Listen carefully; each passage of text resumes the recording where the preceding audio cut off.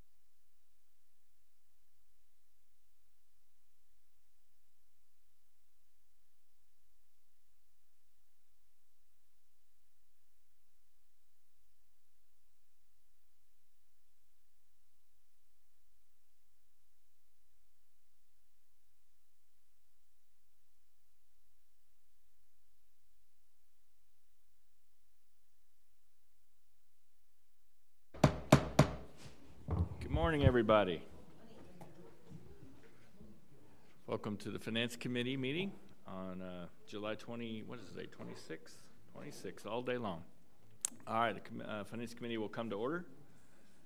Our first item of business is any citizens wishing to address the committee. None signed in. All right, we'll move on to item 3, which is approval of the minutes from the June 28th meeting. I'll entertain any motion on that. We have a motion and a second by Mr. Bose. All in favor of the motion to approve the minutes, please say aye. Opposed? Motion passes. Thank you. We'll move on to item 4, CFO report. Ms. Clark.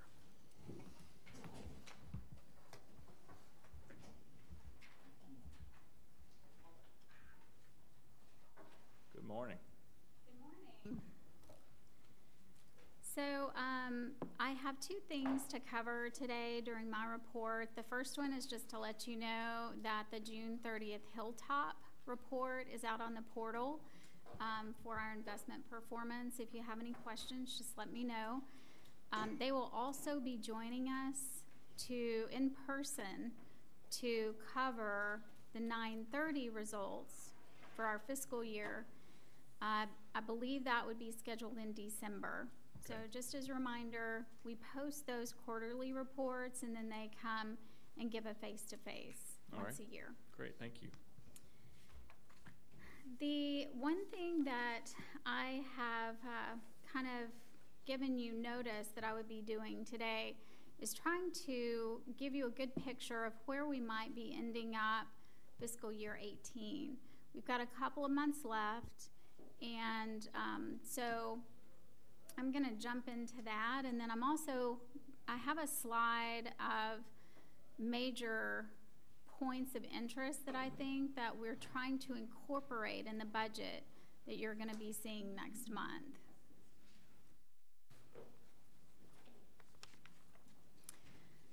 So for the 4th quarter results, I'm going to be presenting June here in just a few minutes, but our operating gain through June, and this is just for the medical center, is $1.1 million. We have done a lot of work to try to figure out where we will end up in the last quarter for the year. I believe that's going to be a loss of about $1 million. There's a few things that impact the trend rate that we've had the first 9 months. And mainly, it's a lot of timing. So throughout the year, we've talked about we're under in minor equipment. We're also under in some of our consulting. We've delayed some of our computer replacements throughout the year. And so a lot of that activity is going to happen in the next 90 days. So some of those expenses that we had been projected a savings on when I'm covering are now going to start to catch up. And that is part of what's driving that $1 million loss for the last quarter. So projected gain is going to be right at break even. And let me also preface that the break even, we have not included any changes in our supplemental funding. That's still being discussed right now. Obviously, when I sit down and talk to you about the budget, we're going to have to land on a number, but we could have some significant decreases in fiscal year 18 because of the formula funding that impacts DISH and UC both. Could be 20 million. It's a very large number. It could be, yes. That will also begin to impact our assumptions for fiscal year 19 as well. The next section I want to spend just a few minutes on talking about DSRIP. So the DSRIP program changed fairly significantly from the first 7 years that we were under DSRIP, and a claim has always carried one metric, one bundle of metrics from DY1 all the way through DY7, and it was pain management. So when we look at the acclaim financials, we always had some DSRIP revenue within that company. Since everything changed this year, we had submitted the metrics, and a claim carried a diabetes metric, kind of a bundle for wellness for that population. And in a review, HHSC decided that that might be some double counting from a system standpoint. So they've asked that that metric be moved back over to the medical center. So from a consolidated standpoint, we will continue to be able to achieve the same dollars, but what's changing is we will not be able to recognize DSRIP on the Acclaim company. It's going to be all recognized on the medical center. So you will see that when we close year end. And so the projected gain, again, without any of the supplemental changes, would have been probably around 4.4 million. But I did want to disclose, it's just coincidence that it gets us really close to that original budget number. And what we'll see is a corresponding change in the Acclaimed numbers as well. Thank you for the segue. Yeah, just 2 more slides, and you're going to see a big negative there. So now, from the medical center budget, there's a couple of items, again, that we have been able to already identify, and I wanted to introduce you to some of those changes that may be occurring in 19. We did get our certified tax roll at the end of last week. That's going to equate to a 9.8% increase in our tax revenue. We're also going to continue to focus on revenue cycle in the collection of patient accounts. We are always looking at utilization and care management. Our focus, again, is going to be the appropriate level of care while they're in the hospital, and an efficient discharge. Volumes are remaining relatively flat. The only growth that we are projecting in inpatient is because of an increase of 9 beds in progressive care. We have converted rooms to semi-private to pick up 9 additional there. And from an outpatient standpoint, they're flat with the exception of about a 2% increase in some of the community health visits, both the specialty and primary areas. We have some new leadership in behavioral health, so new eyes bring changes and a refocus on that service line. And some really exciting news, the Northeast Medical Home will be opening, I believe, beginning of October, and start to serve patients. Mobile mammography, we're continuing to work through that service. The Cancer Center, the new lease at the end of Magnolia will begin to be operational during 19. And we're also going to continue efforts to design the ASC and the outpatient surgical center that sits over close to the pavilion.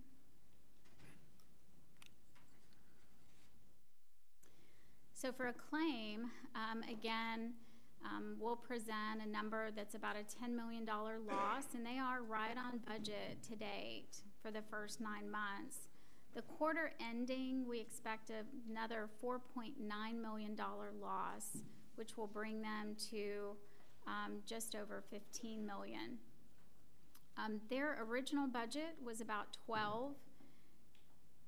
A big reason that they are not on their run rate is just due to physician turnover and recruitment in the last quarter. I believe in the budget we had expected all FTEs would be onboarded in June, and they're actually having a net of 17 providers come on. The first quarter, probably the first 6 months of a new provider, they incur a larger loss those first 6 months until they get up to speed with a patient panel and with their billing and collecting. We also have we have accessed a lot of our medical director and admin time in the first 9 months, so that's going to be decreasing slightly. And no matter how hard we try to budget for the fluctuation and kind of the CME expenses coming in towards the end of the year, we expect that the providers will access those funds, but they have been budgeted in the first 9 months. So there's a pretty large dollar amount that's still available for them before September 30th. So we've included that in the projection as well. The reclass from DSRIP, that's just a negative 4.4 million. Again, from a system standpoint, we still are eligible for that bundle. It's just going to be recognition on the medical center, and our projected gain will be 19.5. Projected loss, I'm sorry about that. So from the Acclaim standpoint, some of their newer budgeted initiatives, we're showing about a 6% revenue growth because of the recruitment and the full year impact of some of those providers, growth of urology, expansion of maternal fetal medicine. We have a one-time academic funding for this year that will not be recurring in 19. And then just the full year impact of all of those physicians that have been onboarded, and there's a net of 41. So we've had some leave, but the 41 is just the net increase of employment. We're also transitioning dental providers and hygienists to Acclaim from JPS, and there's also going to be a transition of correctional health professionals from UNT. They service the jail population and the contract that we're responsible for there. That is really the last of the prepared comments that I have. When we present budget to you in a few weeks, I believe it's on the 7th or 8th, but at the next board meeting, when you see projected, those projected numbers are going to be what are shown. And I'll likely be showing the format a bit differently to take into account what's happening operationally and then what's happening with our supplemental funding. Okay, any questions for Sharon? Mr. Chairman, the only thing I'd like to make sure, Sharon, we're still, back on May the 10th, if you remember, we posted the board meeting as a budget retreat. We didn't go off-site this year and do that. GK Manus was here that day, and we went through a lot of things. The tax roll was the next thing, was to be certified on or about July the 24th. And then I think your plans are to have up on the board portal by the 3rd, the budget. And that will give the board the entire weekend all the way into Monday. And then you and your staff are going to designate that day kind of as budget discussion with board. Anybody wants to call, go over anything, they can call you and designate it. And y'all have got the time available to answer any board questions. And then it actually comes to our board on the 9th of August, then hopefully approved here, and will then go to the Commissioner's Court on the 21st, I think, or whenever the next meeting, that's Commissioner Court's business. But I just want everybody to remember, we kind of had these timelines set up from that May 10th date. So I know you've been working on a lot of numbers, so thanks for you and your staff and everything that's going on. Steve, I know you've been very busy with that, so I want to say thank you to you and the staff. So thank you, Charlie, for that. So in about 2 weeks, you will be receiving the PowerPoint slide that I typically mail out every year. And I will also make sure that you have my contact number. So if you do have any questions on Monday, again, we've already blocked out our day, so we will be sitting there happy to answer any questions that you might have before that date. Again, if you're not able to call in on Monday or reach out, please do not hesitate to reach out to me prior to the Thursday meeting. I can kind of change the presentation or the comments that I make to accommodate your questions, because they're probably questions that someone else might have on the board. So you can always call me up through Wednesday, and then we'll be here Thursday to review the budget. Super, thank you. Up through 12 midnight Wednesday? I mean, is there a cutoff time? These next couple of weeks, no. There's not. I will be at my desk. Thank you. Let me ask you one question. I noticed that one of your unfavorable variances on purchase services was the replacement for IGT. Yes. So when we see reductions in supplemental, like we're continuing to see each month, is there a corresponding reduction then in what we use to replace IGT, or are we still responsible for that full initial contractual amount under that replacement program?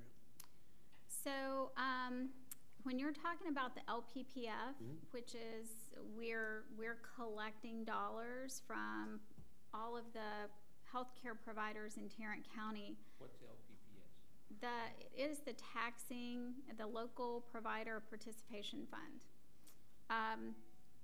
It is actually, those IGTs are not on our balance sheet or our income statement.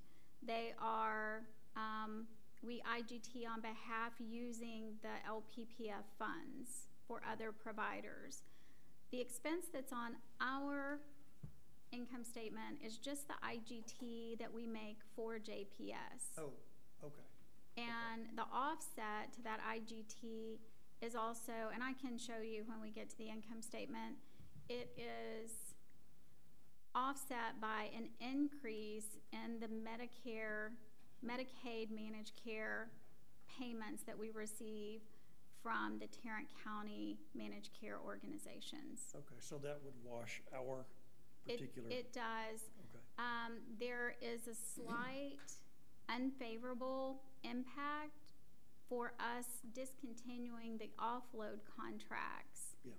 So, you know, at the end of the year, because of the accrual process and because of, you know, we'll have a better idea, but all of those things pushed together have to be netted to be able to evaluate the impact of that program. So for next year, then, you should be done with any of your offload elements, and we should be able to have a clean slate going forward, right? Correct. We will have the budget better aligned to what the process is now with the LPPF.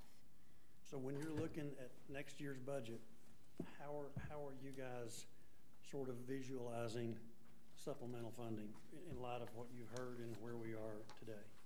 So we're still working through some calculations, and of course, Mike Spivey is a big resource to be able to do that.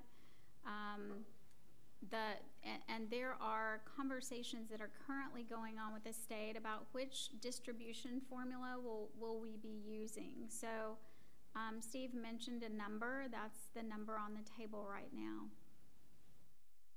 So what we're going to try to do for budget is kind of what I've tried to do is lead the management team through a budget process where, without the LPPF funding, we're shooting for the 1% return on the medical center, and also funding any of the additional claim losses. Okay. And then we'll have to consider the impacts and effects of any decline in supplemental funding, because with that amount, there's not really anything we can do in 4 weeks to try to make that up. Yeah, and that's kind of my point behind the question, because as we contemplate contributions toward bond programs and we contemplate ultimately looking at our own reserves and fund balances, one thing we just got to be incredibly conscious of is what our projected undesignated, unreserved fund balance looks like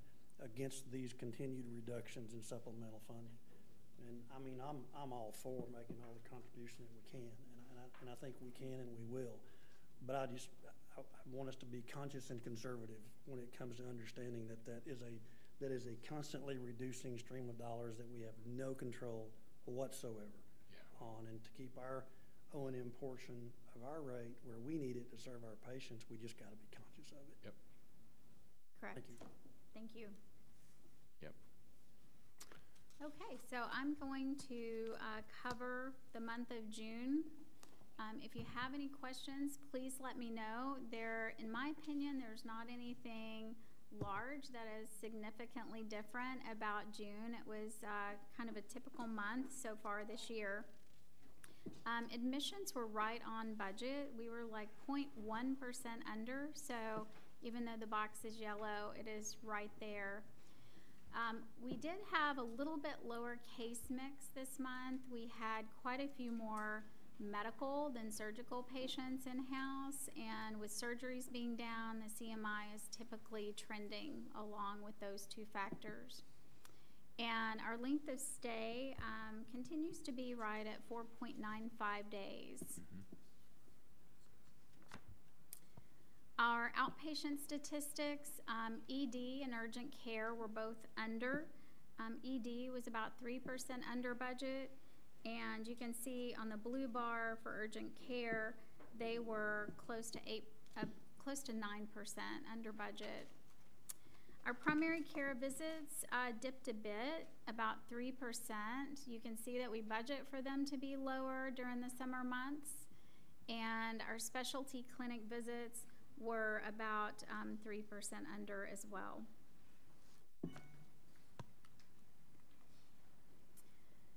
So in our other stats, you can see our invasive lab continues to be really high over here, above budget by about 13%. That's been the trend for about the last 4 months. Our inpatient surgeries and our outpatient surgeries are under, but you can see a nice increase from the beginning of the year. They're trending about 4% and 3% under respectively. And for psych, we've had pretty close to budget, about 4% over on our days. And you can see that even though we are under budget for our outpatient areas in psych, they have been trending about the same for the last quarter. When you look at some of our financial metrics, our days cash on hand available for operations, so this is kind of setting aside the future fund, is about 210 days. Just a reminder, that will continue to decline probably through November or December until we start to receive some of next year's tax collections. Our net AR days remain constant at 49, and our FTEs per APD remain favorable at 5.61. Our end of year target is 5.80. And that is a year-to-date number for us. On connection enrollment, we did have about a 1% increase. That represents 360 enrollees. We had a discussion last month about, there's always folks who fall off of connection and then re-enrollment. On average, for the last 3 or 4 months, we've had about 3,000 a month that roll off. So even though we're only increasing net that 361, we actually re-enroll 3,361. So just to make you aware. So for the month of June, we had kind of a break-even month compared to a budgeted loss of $269,000. Again, our biggest variances, back to the discussion we had earlier, is in net patient revenue as well as purchase service. And that goes back to the URIP program, where we're getting additional dollars through our Medicaid MCOs, and we are IGTing on behalf of ourselves an additional dollar that's coming in purchase service. So on the top side, we had about $2.1 million that we're expecting to get in addition for that URIP program. We had to IGT about $1.3 million, but some of the offload the unwinding of the offload cost us a little bit. So it's kind of a break-even proposition at the end of the day. Our other overages, of course, salaries. We did have some pretty strong inpatient days with our increased length of stay, so staffing requirements, as well as some overages in the outpatient areas. On benefits, you can see those are trending above. We did have another higher health insurance experience for our employees. That cost us about $890,000, as well as some FICA makes up the rest of that. So we are continuing to watch our benefits and how those are designed and how employees are accessing care. So we'll be bringing back some ideas through the budget and hopefully help control some of those costs. Year to date, we are about $1.6 million behind our budget. We do have a positive bottom line of that $1.1 million that I kicked off my first presentation. Are there any questions on the medical center? Moving on to a claim. A claim has an underage. You can see the trend in the blue bar. This month we're about 13% under. There are a lot of vacations in June, and you can see that you know, the trend has gone down from May.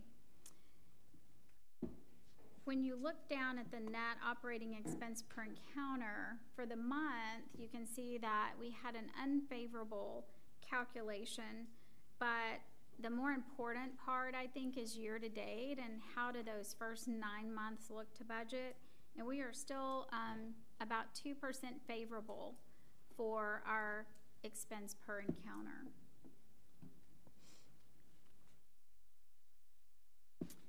So for the claim side of things, again, encounters were down, which is driving a lot of the net patient revenue, as well as some open positions that are creating a savings in the salary and the benefits line.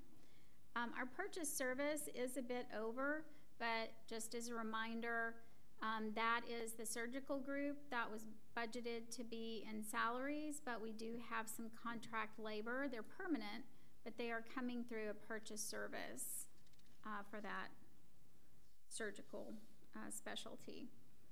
And then, as I mentioned earlier, a claim is right on budget year to date from an operating loss standpoint.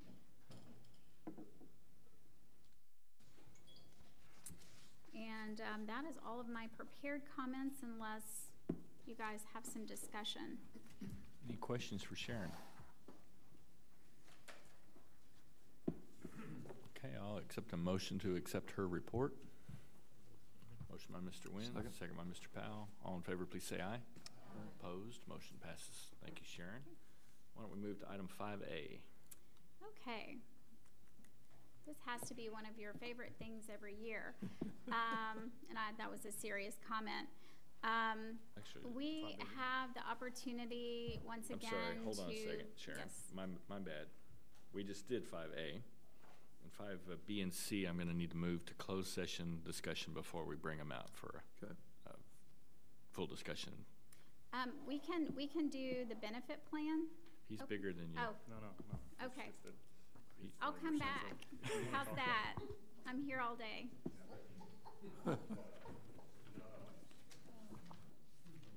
Okay.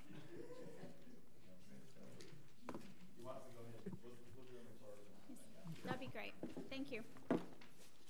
So now we're going to skip down to, we'll do that on B and C. We'll skip down to item 5D. And Mr. Rule.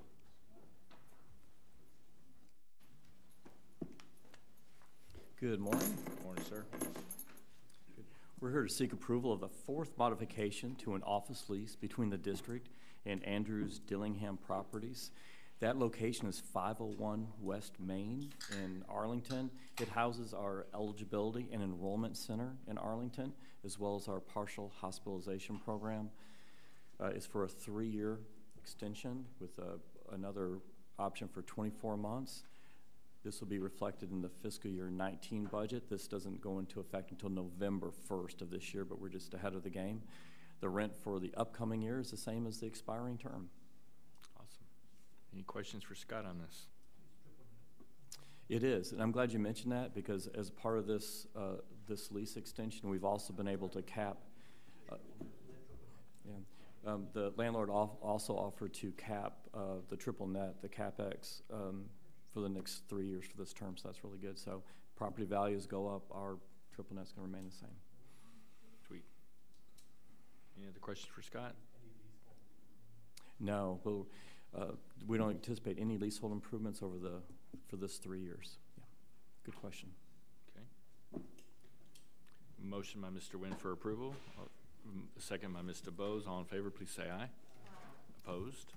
Motion passes. Great, Thank you, Scott. Item E, Pia Walker.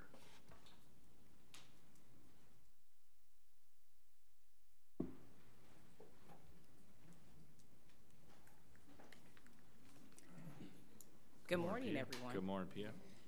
This morning, what I would like to do is ask for your approval for the First Amendment for the Maxer Pharmacy Benefit Management Services. The cost for this is $1.7, which remains the same as our prior year, and this is for us to remain our business relationship to provide pharmacy benefits for our team members. Okay. Any questions for Ms. Walker? Entertain a motion. Motion by Mr. Petty. Second. Second by Mr. Bose. All in favor of the motion, please say aye. Aye. Opposed? Motion passes. Thank you, Peter. Item F. Jamie.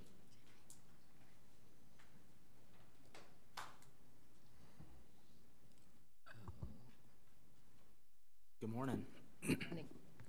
I'm here to seek approval for the modernization of elevators numbers 22 and 23 in the main parking garage. During normal operating hours, these two elevators are under constant demand from our patients, visitors, and employees. And these elevators have been in service well past its usable life, and parts for repair are becoming obsolete. I'm requesting the Finance Committee Board of Managers to consider approval of the proposed agreement between JPS Health Network and ThyssenKrupp Elevator Corporation for this elevator modernization, subject to General Counsel's approval of the final legal terms. Last night, ThyssenKrupp's legal team requested some minor revisions to some of the language in the contract, which will be resolved before the August Board of Manager meeting. Okay. Any more clarification from your? No, that's. So we do have some. Yes, sir. Vizient is the group purchasing organization that we are a member of. It's the combination of the old VHA and MedAssets combined, right, on the GPO side. Group purchasing organization, yeah. Okay, any questions for Jamie? I'll entertain a motion on this item. Motion by Mr. Nguyen, second by Mr. Powell. All in favor, please say aye. Aye. Opposed? Motion passes. Thank you, Jamie. Thank you. Dr. Elliott.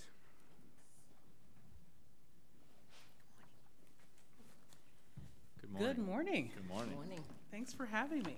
Well, for I'm being bringing here. good news to start with. Good news. Look forward to presenting that to you guys. So I've got two agreements to present.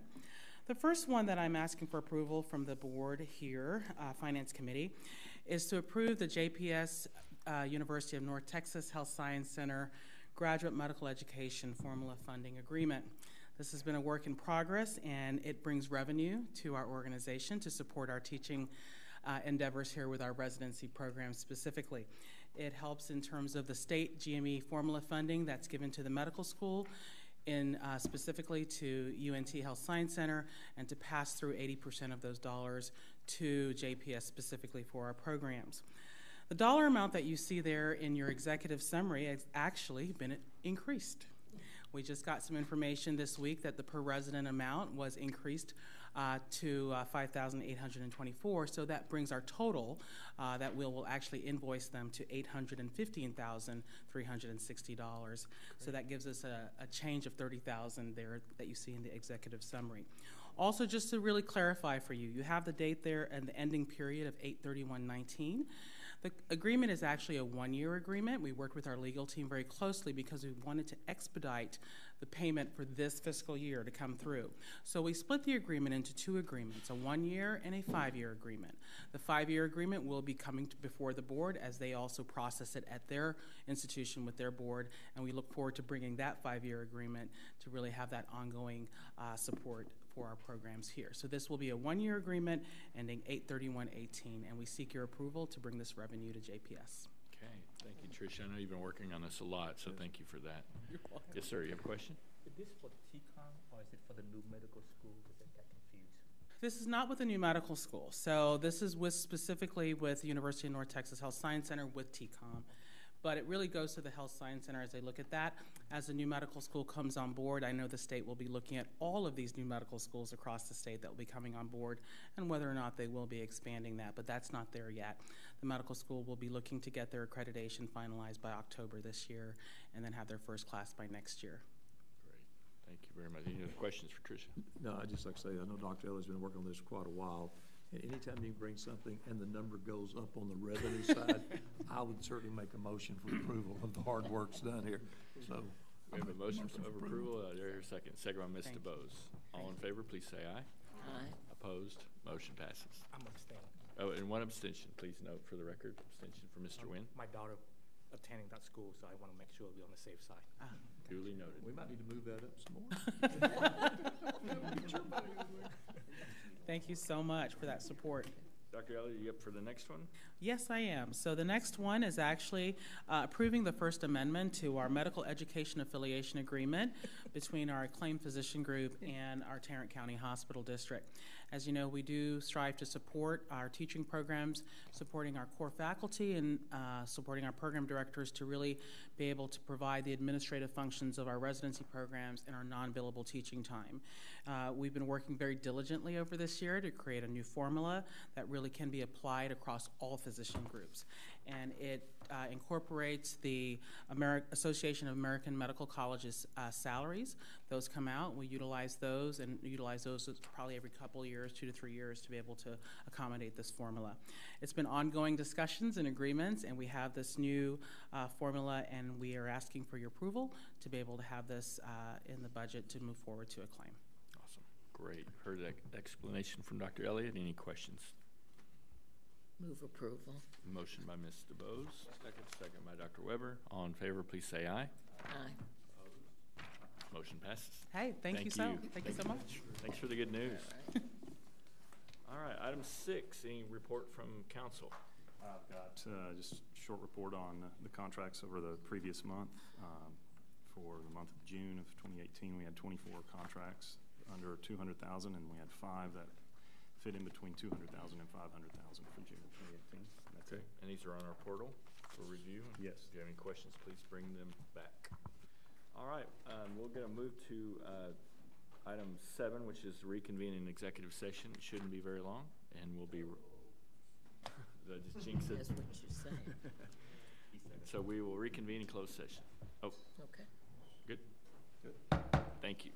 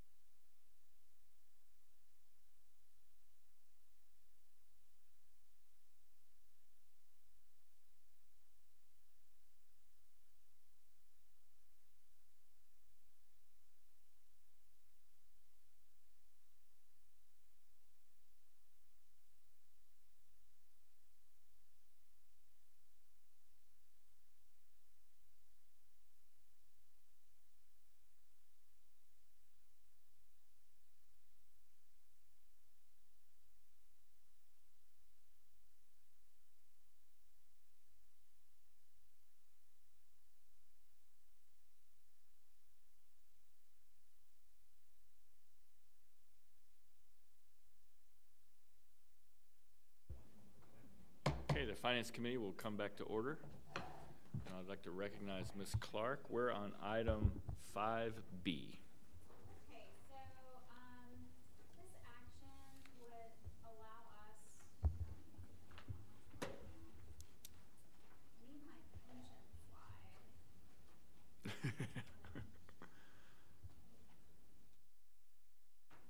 I'm gonna quit clicking and I'm gonna let them pull my pension slide up. We have the opportunity to fund for the year our defined benefit plan. Not like I'm a rookie. We have the opportunity this year to actually fund our defined benefit plan expense. We actually have a plan where we fund 6.75% of participant payroll. And that would calculate out to a $17.3 million number for the year.